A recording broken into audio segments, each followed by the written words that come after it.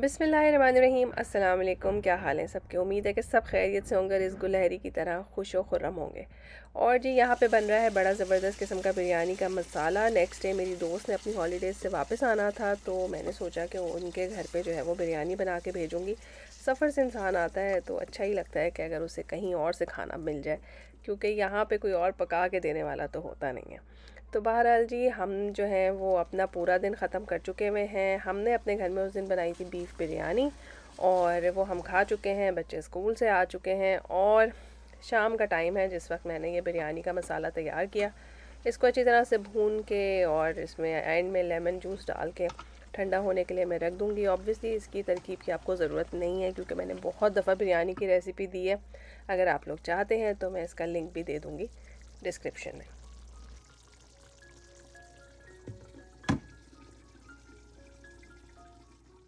आप लोगों को याद होगा कि जब सर्दियां ख़त्म हुई थी और बर्फ़ पिघल गई थी तो मैंने कुछ बीज बोए थे। उनमें से इतने छोटे पौधे निकल रहे हैं और उन पौधों में जो फूलों के आने का टाइम है ना, वो अगस्त है, जुलाई या अगस्त। तो मैंने सोचा अब इतना लंबा टाइम मैं वेट करूं तो एक हैंगिंग बास्केट लेकर आ जाती हूँ और वो बाहर टांग देते हैं, तो उसमें ज़रा अच्छे खूबसूरत से फूल निकले हुए होते हैं, वो देखने में भी बहुत अच्छा लगता है। तो बस ये रात का टाइम है, हम लोग पहुँचे हैं वॉलमार्ट और वॉलमार्ट बंद होने में टोटल 15 मिनट थे। तो बस भाग भाग के जो है वो मैंने एक बास्केट सेलेक्ट की है और इसके अंदर जो है ना वो 3-4 तरह के फ्लावर्स होते हैं, प्लांट्स होते हैं, तो देखने में काफ़ी खूबसूरत लगती है। बस जी ये चाहें तो आप अपने घर में भी बना सकते हैं 2-3 तरह के मुख्तलिफ पौधे लेके, लेकिन बहरहाल मैंने सोचा कि ख़रीद लेना ही बेहतर है क्योंकि मेरा कोई इतना ज़बरदस्त ग्रीन थंब नहीं है।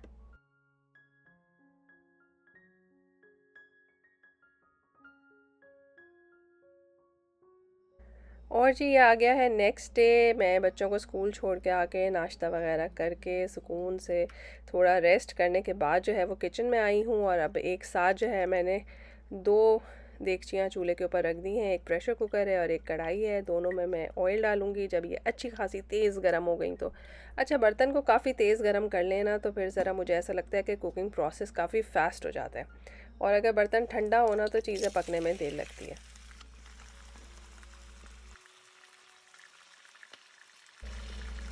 यहाँ पे बन रही है चिकन कढ़ाई और यहाँ पे मैंने डाल दिया है गोश्त कुकर के अंदर। इसको मैं अच्छी तरह से भून लूँगी। यहाँ पे मैं बनाऊँगी दाल गोश्त। एक्चुअली जो नेक्स्ट डे था उसमें मैंने बच्चों के साथ पिकनिक पे जाना था। मैंने स्कूल में वॉलंटियर किया था, तो इसका मतलब यही है कि पूरा स्कूल डे जो है वो मेरा घर से बाहर ही रहेगा। मैं बच्चों के साथ ही स्कूल जाऊंगी और बच्चों के साथ ही स्कूल से वापस आऊंगी, तो आप समझ ही सकते हैं कि मेरे पास अगले दिन जो है वो कुकिंग करने का कुछ ख़ास टाइम नहीं होगा। तो बेहतर है कि आज के दिन को फुली यूटिलाइज़ किया जाए।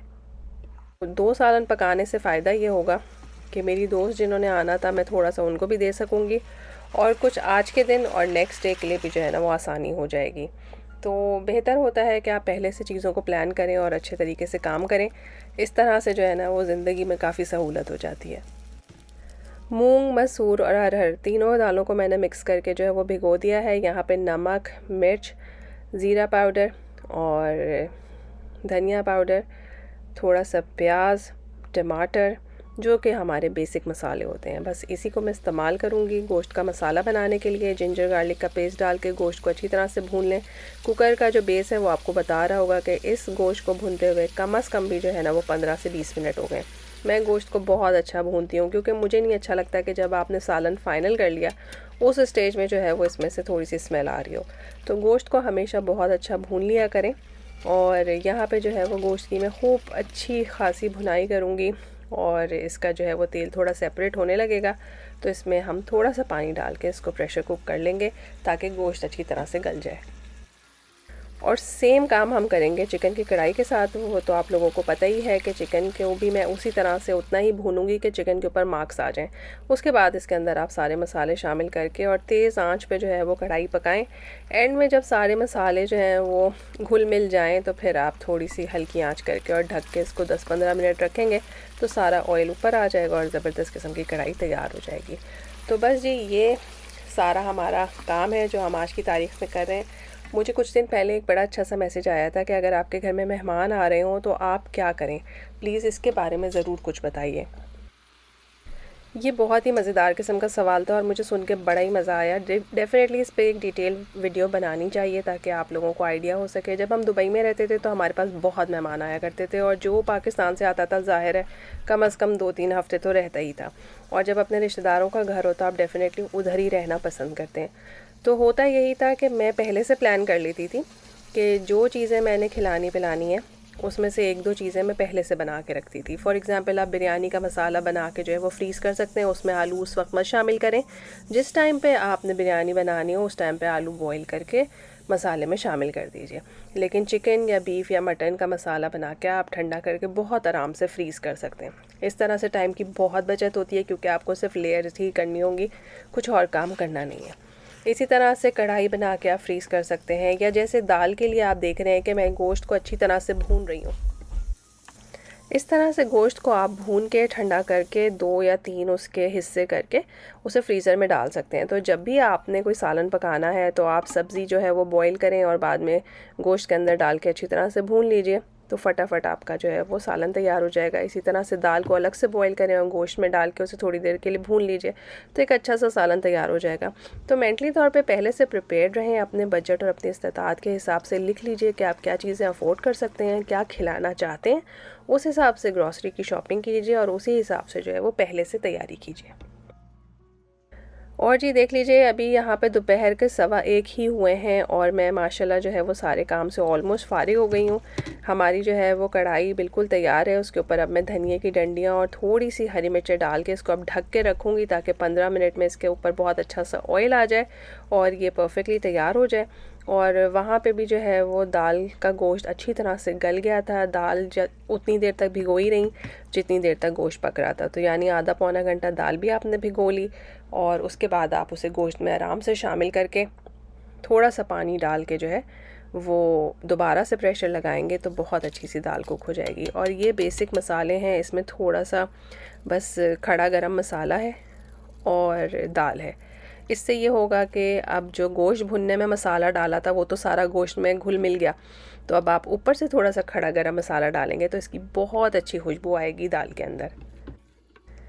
ये टोटली ऑप्शनल है क्योंकि गोश्त में हमने अच्छा मसाला डाला हुआ है। आप नहीं भी डालना चाहें तो भी खैर है, लेकिन मेरा मशवरा ये है कि इस स्टेज पे थोड़ा गरम मसाला ज़रूर डालें क्योंकि फिर जो है ना दाल बिल्कुल हलीम वाला एक टेक्सचर और बड़ी अच्छी सी खुशबू जो है वो आपको देती है।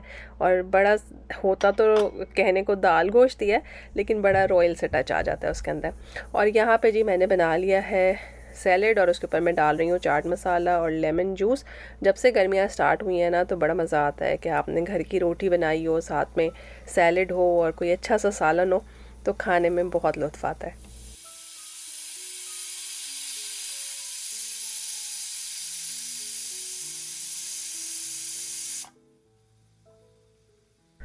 माशाअल्लाह तबारकल्लाह, हर वक्त अल्लाह ताला का शुक्र अदा करना चाहिए कि उसने हमें कितनी नेमतों से नवाजा है। और यहाँ पे जी धनिया, गरम मसाला और ज़ीरा कुटा हुआ भुना हुआ, इसको जो है वो हमने दाल में शामिल कर दिया है और आप देख लीजिए कि दाल बहुत अच्छी तरह से गल गई है। इसकी कंसिस्टेंसी मैं ऐसे ही रखूँगी क्योंकि ठंडी होने के बाद ये थोड़ी सी गाढ़ी भी हो जाती है। तो इस दाल को आप चाहें तो तंदूर की रोटियों के साथ इंजॉय करें और अगर आप चाहें तो इसको चावल के साथ खाएँ तो बहुत ज़बरदस्त और मज़ेदार दाल गोश्त बना है। इसको मैं पका रही हूँ ज़ीरे और लाल मिर्च के साथ।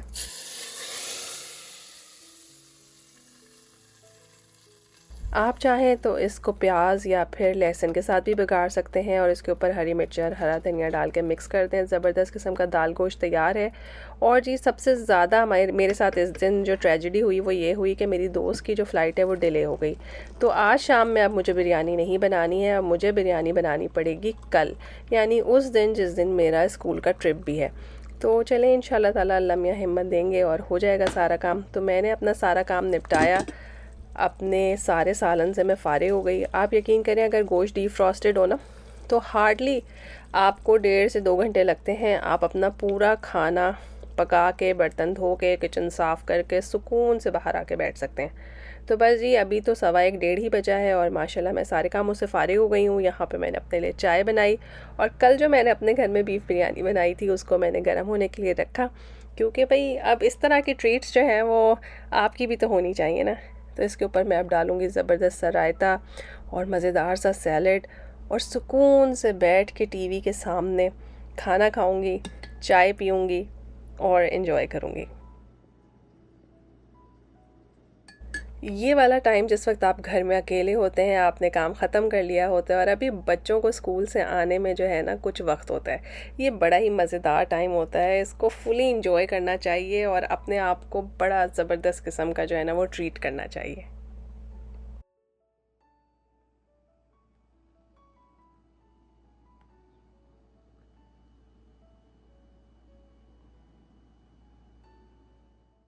बस जी, अब बच्चों के आने में जो है वो हार्डली 30 मिनट्स रह गए हैं, तो बस मैंने सोचा कि मैं यहाँ पे गरम गरम रोटियाँ डाल लेती हूँ, क्योंकि अगर आप बच्चों को स्कूल से लेकर आएँ उसके बाद रोटियाँ पकाने खड़ी होना तो बहुत गड़बड़ हो जाती है। बस मुझे ऐसा लगता है कि ज़रूरत से ज़्यादा काम सर पे सवार हो गया है। तो बस जी, मैं जो हूँ वो फटाफट रोटियाँ पकाऊँगी, इनको हॉट पॉट में रखूँगी और उसके बाद मैं जाऊँगी बच्चों को स्कूल से लेने के लिए।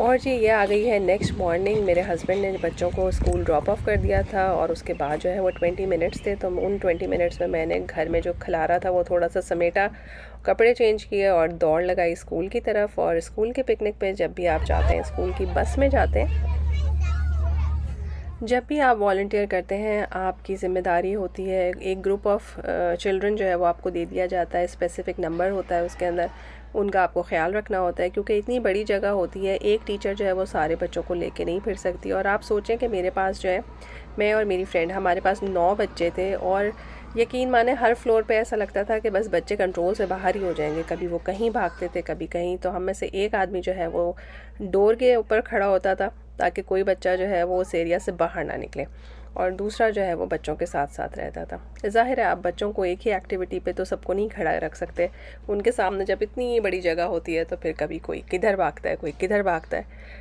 तो अल्हम्दुलिल्लाह जी, बड़ा मज़ा आया उस दिन। वैसे मैं तो काफ़ी थक गई, क्योंकि इंसान अपने ही बच्चे देख ले वही बड़ी बात होती है, और माशाल्लाह दूसरे इतने सारे बच्चे ज़िम्मेदारी के साथ देखना बहुत काम होता है। भाई छोटे बच्चों की जो टीचर्स हैं ना, वो उनको तो साथ सलाम है कि वो किस तरह से बच्चों को काबू करके रखती हैं। इस म्यूज़ियम में मुझे सबसे अच्छी बात ये लगी कि इसमें बहुत इन्फॉर्मेशन थी और बच्चों के लेवल की थी। कोई ऐसी चीज़ नहीं थी जो बच्चों को समझ में ना आए। उनकी मोटर और सेंसरी स्किल्स से रिलेटेड जो है वो एक्टिविटीज़ थी और उन्हें बड़ा मज़ा आ रहा था। ज़बरदस्त किस्म की लाइट्स थी और ऑब्वियसली लाइट्स जो हैं वो बच्चों को बहुत अपील करती हैं। और सैंड में हाथ डालना और खेलना, और देखिए जिस तरह से मैं आपको करके दिखा रही हूँ, कितना मज़ेदार काम है ना। मुझे ख़ुद बहुत मज़ा आया ये करके। और एक बड़ा अच्छा सा रूम बनाया हुआ था, उसमें हर थोड़ी देर बाद जो है ना वो पूरा पैटर्न चेंज हो जाता था, पूरे कलर चेंज हो जाते थे। तो बच्चे जो है ना वो भाग रहे थे और एकदम से पैटर्न चेंज होता था, तो ऐसा लगता था कि आप डिज़ी हो रहे हैं। ऑलमोस्ट मुझे ऐसा फ़ील हो रहा था कि मैं बहुत डिज़ी हो रही हूँ। लेकिन ये कि बहरहाल बड़े मज़े की एक्टिविटीज़ थी और इस तरह की सहूलतें जो है ना वो तमाम बच्चों के लिए हर जगह पे होनी चाहिए ताकि वो एंजॉय कर सकें। यहाँ पे मुझे अपने स्कूल की पिकनिक्स याद आ रही थी जिसमें हम बीच पे जाते थे। कराची में रहने वालों की पिकनिक्स तो सी साइड पे ही होती हैं और यकीन माने उन पिकनिक्स का दुनिया की किसी पिकनिक से कोई मुकाबला नहीं होता। तो बस जी, हम भी बच्चों के साथ जो है वो थोड़ा सा बचपन की तरफ चले गए। यहाँ बस में बैठ के मुझे बहुत पुरानी पुरानी बातें याद आ रही थी कि किस तरह से अम्मा अब्बा से परमिशन लेते थे और किस तरह फ्रेंड्स के साथ एंजॉय करते थे। तो बड़े अच्छे लम्हात होते हैं और बड़ी जल्दी गुजर जाते हैं। तो जी, जब घर आई तो काफ़ी सारी थकी हुई थी, तो बैठ के एक कप चाय का पिया, जो कि ज़रूरी ही था। आप समझ ही सकते हैं कि चाय के बगैर तो इंसान की थकन उतरनी बहुत मुश्किल है। उसके बाद मैंने बिरयानी को दम लगाया और जी बस बिरयानी को दम लगाया। फिर मेरी कुरान की क्लास थी, वो मैंने अटेंड की। उसके बाद भाग भाग के असर की नमाज़ पढ़ी, कपड़े चेंज किए और दौड़ लगाई अपनी फ्रेंड के घर की तरफ।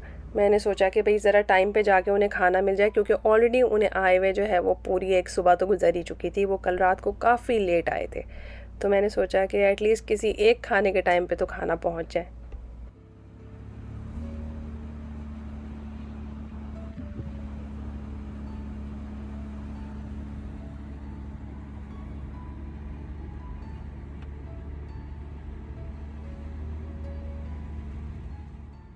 और आप यकीन करें जब हम उनके घर में पहुँचे तो उन्होंने हमारे लिए कबाब, समोसे, चाय सब चीज़ों का इंतज़ाम किया हुआ था।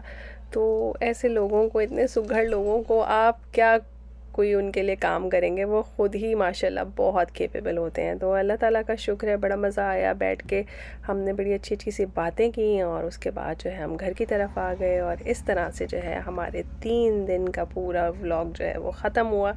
फिर मिलेंगे एक नए मज़ेदार से व्लॉग में। अपनी दुआओं में मुझे याद रखिएगा, दूसरों को आसानियाँ दीजिए, अल्लाह ताला आपको आसानी देंगे। फिर मिलेंगे एक नई मज़ेदार सी वीडियो में।